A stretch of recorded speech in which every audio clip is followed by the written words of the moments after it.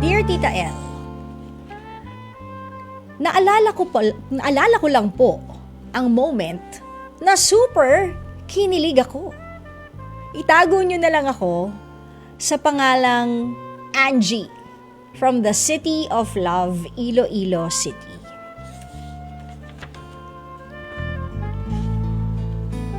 Last year lang sa wedding ng second cousin ko, doon ko po nakilala si Jake. He is tall at chinito. Bridesmaid po ako at that time. At siya naman, one of the groomsmen at ipinartner po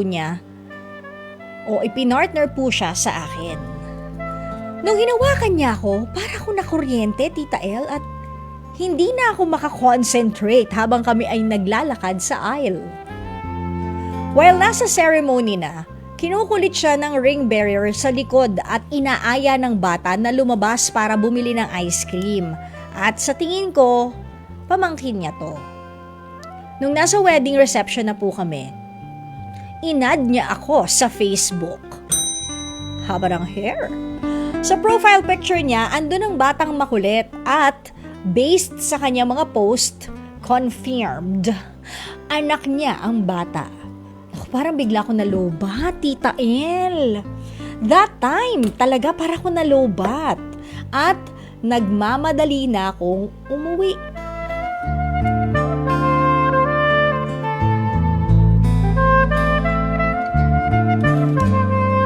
But wait. Kami na pala ni Jake, Tita El, 5 months na. Single dad naman pala siya. Ang sabi niya sa akin, hiwalay na sila ng ex-girlfriend niya na nasa Europe na ngayon. Nagkasundo naman sila na sa kanya muna ang bata. Napamahal na rin sa akin si Carlo at hindi mahirap bantayan at super love niya rin ako. Pero sa tuwing nagve-video call sila ng mami niya, nahahagip ako ng camera ng bata. For sure, alam na ni girl na ako ang new jowa. Kahit na sinabi ni Jake na wala nang chance na magkabalikan pa sila ni girl, pero may bumabagabag pa rin sa akin at iniisip ko ito bago pa ako matulog. E paano nga kung bumalik siya? Hindi lang dahil kay Carlo. Hanggang dito na lang po at i-enlighten nyo naman ako, Tita L. Please. Nagmamahal, Angie from the City of Love, Iloilo. Direk, pakilakasan yung mga ilaw. Kailangan natin yon for enlightenment. May enlightening ceremony tayo dito. Kulang sa ilaw. Pakilight nga. In the beginning, there was darkness. Umilaw. But wait, there was light. Okay, Angie! Nakaka-lurky naman yon. In fairness, di ba? Pero naglalakad sa aisle wedding, parang ngayon ako naka-experience ng naglalakad sa aisle, magka-holding hands. Kasi di ba, hindi usual yung mga ganon sa entourage. Diba? Not all entourage na pang-wedding na na-attendan ko lang naman, hindi ba? Na witness ko ay hindi nag-holding hands. So bago rin sa akin 'yon ha, na habang uma-entourage kayo, ay magka-holding hands kayo. Kaya siguro naramdaman mo ang electricity. Dapat pala ganun kong binasa, no? Electricity. May kilig. So anyways, ngayon na kayo na ni Jake. And sabi mo nga, humihingi ka ng konting enlightenment dahil ilang months na kayo? 5 months na? Actually, the relationship is, well, quite a bit young. Pero, ilang taon na ba yung bata? Nagpapabili ng ice cream eh. Di ibig sabihin matagal na silang wala, probably. 6 years old na yung bata. So kung 6 years old na si Carlo, baka talagang hindi naman sila meant for each other nung nanay ni Carlo, kaya talagang they went on their separate ways.